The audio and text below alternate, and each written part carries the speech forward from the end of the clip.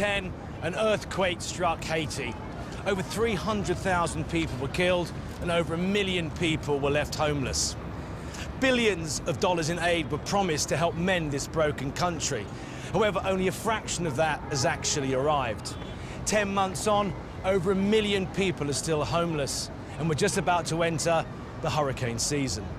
I want to find out what's being done to help this, the poorest country in the Western Hemisphere, a country that is no stranger to disaster, both man-made and natural.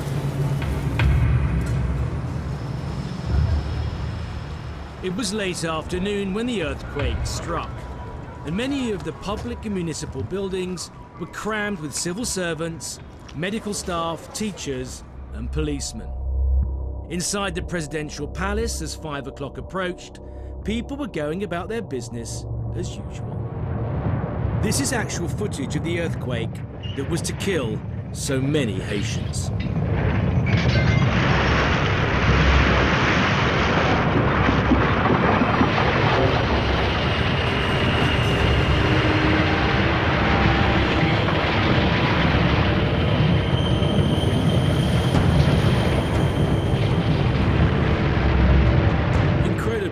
Only one person inside the presidential palace died.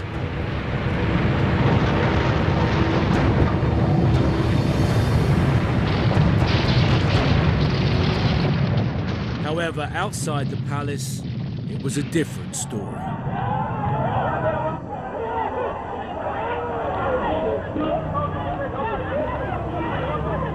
The earthquake registered 7 on the Richter scale and lasted for 35 seconds.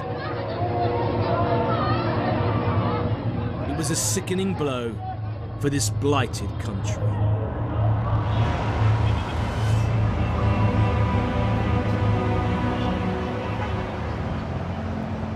Immediately after the earthquake struck, the international response was overwhelming. The reason that we've come here is to find out how much has been done subsequently. It literally looks like bombs have been dropped on it. I mean, a considerable amount of TNT has just been dropped on a city. Everywhere I look, I either see IDP camps or destroyed buildings. To the left of me and to the right of me.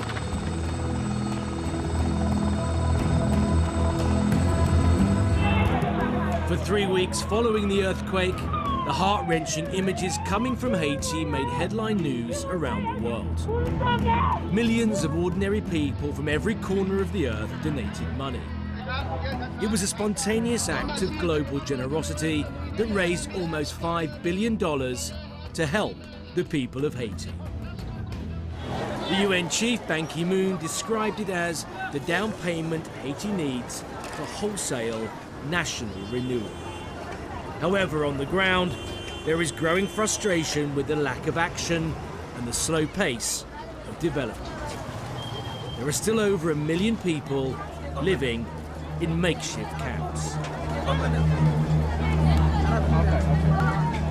Eric Klein runs a small independent charity called Can Do. He's showing me around a camp which is recognized as being one of the best in Port-au-Prince. As you say, things aren't happening very quickly here, 10 months on. Right. Yeah, it's embarrassing. I mean, it's embarrassing that this is acceptable, that the international community is well aware of what's happening here. And it's embarrassing to be here. I mean, as a white guy, do you know what I mean? It shouldn't be like this. Do you think the people are getting angry? People are getting pissed. That's what's happening in these camps. People are at the point now where they're at their breaking point. Whereas, I mean, and I've got to say, man, Haitians got some serious patience. They have access to television. They know how much money's coming in here. They see it. So they're the same thing. They're saying, why is there nothing coming in here? And you have organizations that have been on the ground in some of these areas for over 30 years. You know, I mean, how hard is it to deliver? I mean, to deliver these results? If you and me walked outside these gates right now and dropped 100K, you would see an immediate impact. Immediately, you could do something with that. So how would you say the situation is present in terms of things worse now than after the quake? Absolutely, I believe so. I believe this is the disaster. This is the disaster. Some demolition work has begun in Haiti, but it's barely scratched the surface of what needs to be done. Sonny Armand worked on the reconstruction of New Orleans, and he's now compiling a report on the situation here for a private contractor.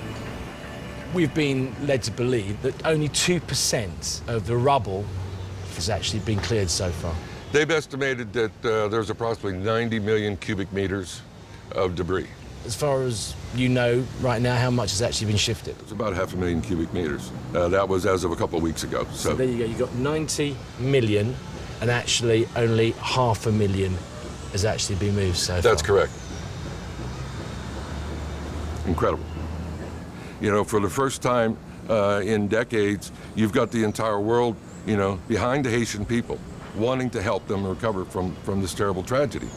I mean, you've got a presidential election coming up in November.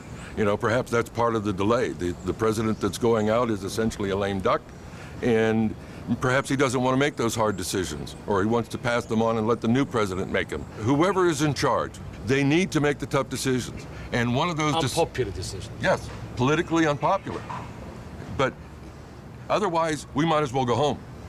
Because all of the aid that's been promised by the United States, the European Union, Canada, Asia, you know, the Middle East, all of those funds that have been promised are going to go to providing food and water to people who live in tents.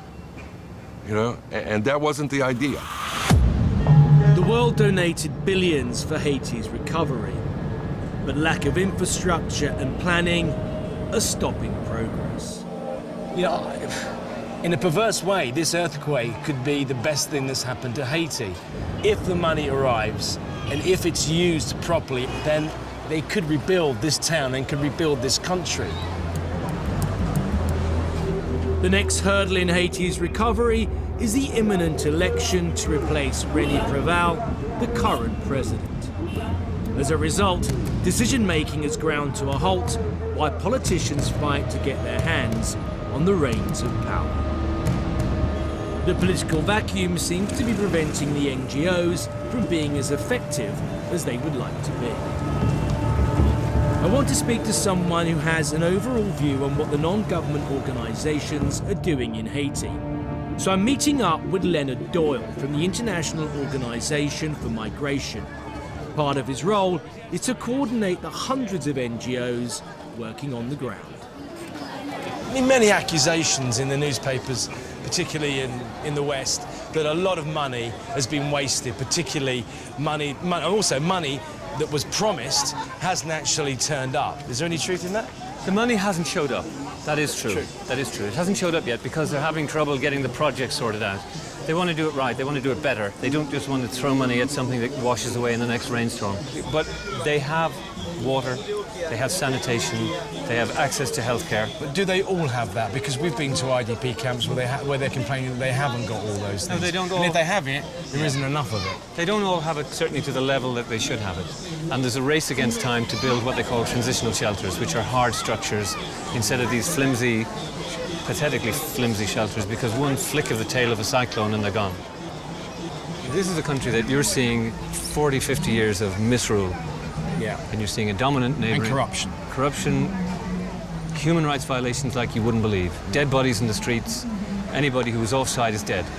So how do we get from that to what's going on in these camps? Well, we've heard accusations from people we've met in IDP camps that simply not enough's being done. That a lot of things were promised and they just haven't materialised.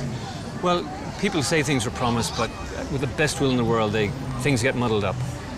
They've received a vast amount of humanitarian aid. There's definitely big issues of violence. There's lots of gender-based violence, especially in a place like this with no lights, no electricity. But to say that the humanitarian organisations, the NGOs, haven't done their job, I think is wrong. I think they have done their job. What's happened, though, is it's blocked. Because where do they go?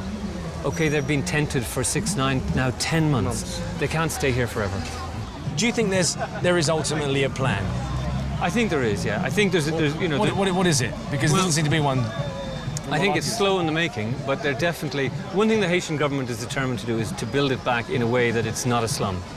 and that whatever they do it to a certain standard, and they build a community back. Now, the trouble is it's in the middle of an election cycle. It's hard to do that. It's hard to be effective.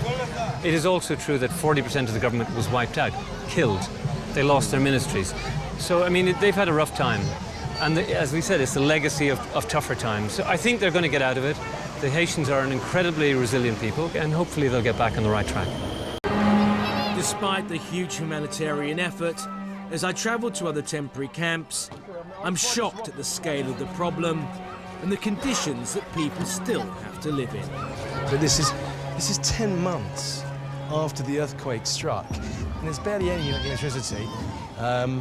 In most of the camps, some have none, some have no fresh water. The water they do have, and if you can look down here, this is typical. This is where you're going to get malaria. Look, there's stagnant water laying on here, and you can see the larvae and the mosquitoes bouncing off that water down there right now. Dengue fever is rife on this island anyway. But with so many more people living on top of each other, then the spread of disease just, you know, it transfers quicker. If we think that we're doing enough at the moment to help the people of Haiti, from what I've seen so far, we're not. You can feel the irritation on the streets because of the lack of action. But I can already see there are many obstacles standing in the way of Haiti's recovery. Getting around this overcrowded, broken city is practically impossible, as we find out why delivering some much-needed fresh water to an outlying part of the city. There are demolished houses in the way of the trucks, yeah? Exactly. There's no way we're going to get through there. Here we go.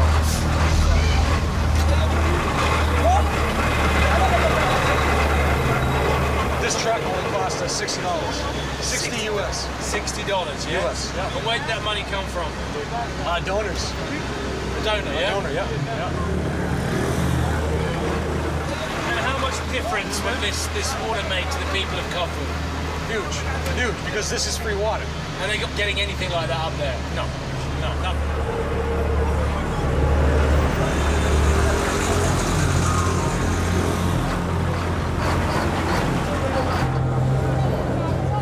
Out of the ruined buildings, people appear with buckets and jostle for the water.